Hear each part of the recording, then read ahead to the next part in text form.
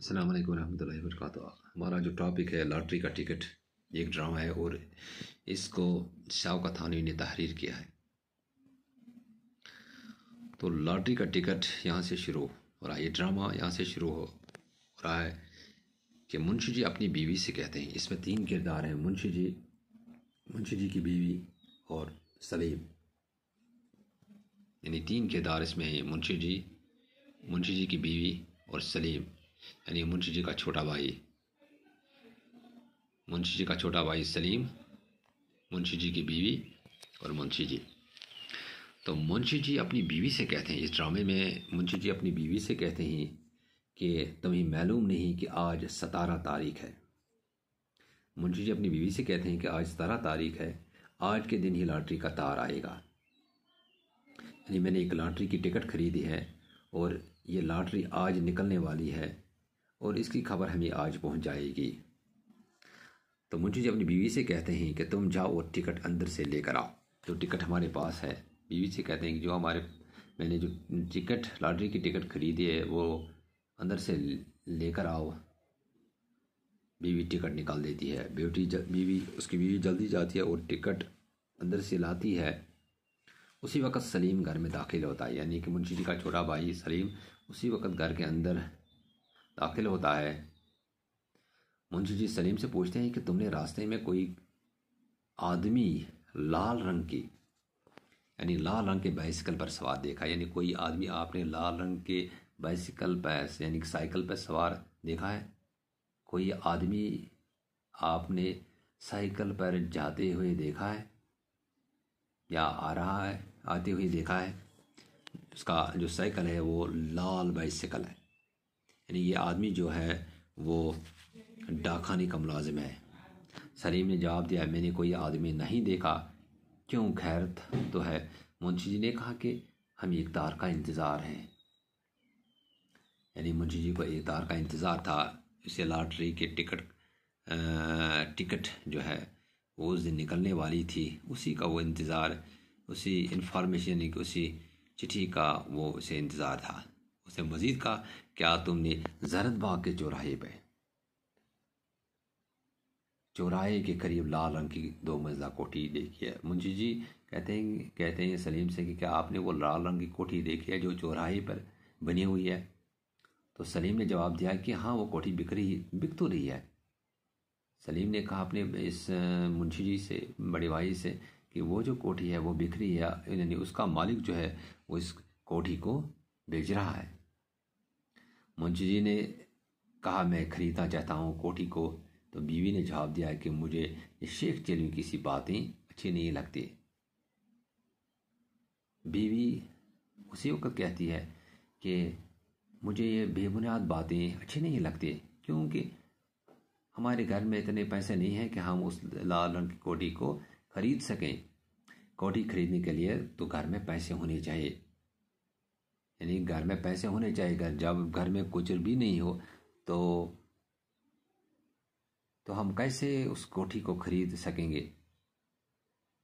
हम तो मुश्किल से अपनी ज़िंदगी का गुजारा कर रहे हैं। तो मुंशी जी बीवी से कहते हैं कि 2-4 रोज़ में मोटर भी आ जाएगा। तो मुंशी जी कहते हैं अपनी बीवी से कि पहले हम वो लाल रंग की कोठी खरीदेंगे, बाद में हम एक मोटर भी लाएंगे, यानी हमारे घर के अंदर एक मोटर भी होगा, एक गाड़ी भी होगी। तो बीवी ने जवाब दिया, मोटर नहीं, हवाई जहाज़। बीवी ने तंजिया अंदाज में अपने शौहर से कहा, नहीं, हमारे घर में मोटर ही नहीं होगा बल्कि हवाई जहाज़ भी होगा, यानी हमारा अपना हवाई जहाज़ होगा। यानी उसको अपने शौहर की बातों पर कोई भरोसा नहीं था, यकीन नहीं था, क्योंकि उससे पता था कि वो पहेली बुझाते हो, वो बेबुनियाद बातें करते हो। सलीम ने पूछा, क्या सचमुच की सड़कों पर चलने वाली मोटर? यानी कि सलीम ने अपने भाई से पूछा कि हमारे घर में सचमुच एक ऐसा मोटर होगा जो सड़कों पर चलने वाला होगा? मुंशी जी ने जवाब दिया और कहा कि रुपया तो खुदा छेड़ फाड़ के देता है। यानी जब ऊपर देने वाले पे आता है तो वो छेड़ फाड़ के देता है। तो पैसे इंशाल्लाह हमारे घर के अंदर आएंगे, हम उस मोटर को भी खरीदेंगे, लाल रंग की कोठी को भी खरीदेंगे। पिछले साल आपको पता नहीं है कि जो कल्लू एक आदमी था, हमारा जो हमसाया कल्लू, वो बिल्कुल गरीब था, यानी कि उसके घर के अंदर वो भिखारी था, यानी कि उसके अंदर उसके घर में कोई पैसा वैसा नहीं था, लेकिन आज वो कुल्लू सेठ बन गया है। क्या बन गया? वो आज कुल्लू मल बन गया, यानी कुल्लू सेठ बन गया। क्या हम इससे भी कहीं गुजरे हैं? सलीम ने मुंशी जी से कहा, मैं तो हैरान हूँ कि आज तुम कैसी बातें कर रहे हो। सलीम को भी ये भरोसा नहीं रहा, यानी कि सलीम भी हैरान हो गया कि मेरा जो भाई है मुंशी जी ये कैसी बातें कर रहा है। तो मुंशी जी ने कहा कि मैंने लॉटरी का टिकट लिया है। लॉटरी का टिकट, यानी असल में मुंशी जी ने लॉटरी का टिकट खरीदा था। तो मुंशी जी कहते हैं, मेरे जहन में इनाम पाने के बाद कि तमाम स्कीमें मौजूद हैं, ताकि उस वक़्त कुछ सोचना न पड़े।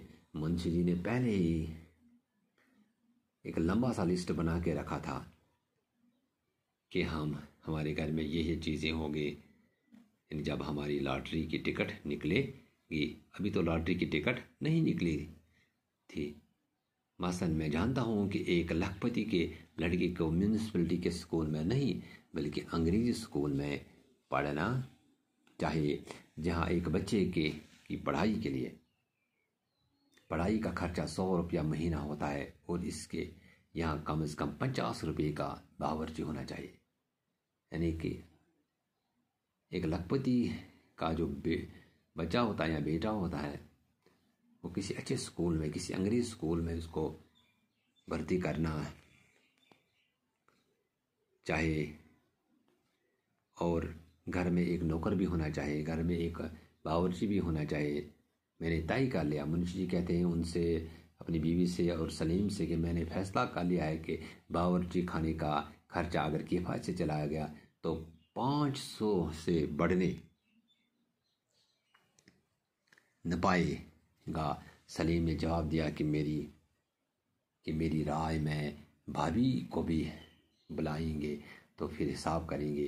बीवी मुंशी जी के सामने से गुजरती है तो यही कहती है कि मैं ऐसी फजूल की बातें सुनना नहीं चाहती, क्योंकि उसकी बीवी जानती थी कि ये जो मुंशी जी जो सोच रहे हैं ये बिल्कुल बेबुनियाद है, इसकी कोई हकीकत नहीं है। ये बातें हो रही थी कि दरवाजे की कुंडी की खड़खड़ाने की आवाज़ आती है और तार वाला बाहर से आवाज़ देता है। तो ये मुंशी जी अपनी बीवी और सलीम अपने बेटे, अपने इस छोटे भाई से जब वो बात कर रहे थे, तो उसी वक़्त बाहर से तार वाला आया, डाकिया आया। उसने आवाज़ दी, उसने दरवाज़ा खटखटाया। तो मुंशी जी घड़बड़ा के कर अपनी बीवी से कहते हैं कि डाकिया तार लेकर आया है, और दौड़कर बाहर जाता है। मुंशी जी जल्दी बाहर जाता है। सलीम से कहते हैं कि ये सचमुच तार है। सलीम ने भी कहा, जब सलीम ने देखा उसने कहा, हाँ ये डाकिया है और ये सचमुच तार है, ये सचमुच चिट्ठी है। बीवी बेचैनी से इनाम की रकम जानना चाहती। अब बीवी भी बेवकूफ़ बन गई, उसे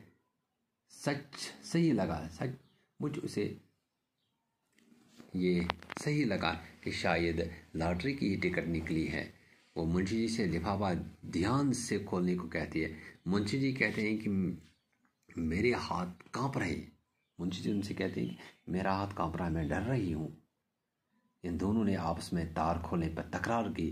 बिलाखिर सलीम को पढ़ने के लिए दी गई, यानी ये चिट्ठी जो थी ये सलीम को पढ़ने के, क्योंकि वो जानता था पढ़ना, दे दी गई। सलीम ने कहा कि ये तार महमूद भाई की है, ये कोई लॉटरी की टिकट नहीं है, ये एक तार है। तो महमूद भाई ने लिखा है कि कल शाम चची जान का इंतकाल हो गया, चची जान इस दुनिया से चली गई। मुंशी ने सलीम से तार जरा गौर से पढ़ने के लिए कहा। मुंशी जी को अभी भी यकीन था शायद ये लॉटरी की टिकट होगी। मुंशी की बीवी रजू के मरने पर रोने लगी, क्योंकि इस तार में लिखा था कि रजू जो थी उसका इंतकाल हो चुका है। तो मुंशी जी अपने आप से बातें करते हुए कहते हैं कि मैं अपने दिल को आप कैसे समझाऊं। इसके साथ ही वो गश खाकर ज़मीन पर गिर जाता है। मुंशी जी को गश आ जाता है, यानी उसको दोहरा आ जाता है, और वो ज़मीन पर गिर पड़ते ही क्योंकि जो वो प्लान बना रहा था, जो स्कीमें उसके दिमाग में चल रही थी कि ये चीज़ें हमारे घर के अंदर होंगी, लेकिन उनकी कोई हकीकत नहीं थी, क्योंकि पैसे तो ऊपर से नहीं गिरते ही, लेकिन पैसे जो है या दौलत जो है वो मेहनत करके घर में आती है। तो मुंशी जी जो था वो एक तरफ से या एक लिहाज से बेवकूफ़ ही था, क्योंकि वो बेबुनियाद बातें सोचता था और बगैर मेहनत के लखपति या करोड़पति बनना चाहता था। मोटर भी घर में लाना चाहता था और एक बहुत बड़ी हवेली भी खरीदना चाहता था, लेकिन पैसों के बगैर। वो समझते थे कि हमारी लॉटरी की टिकट निकलेगी। बाकी शुक्रिया।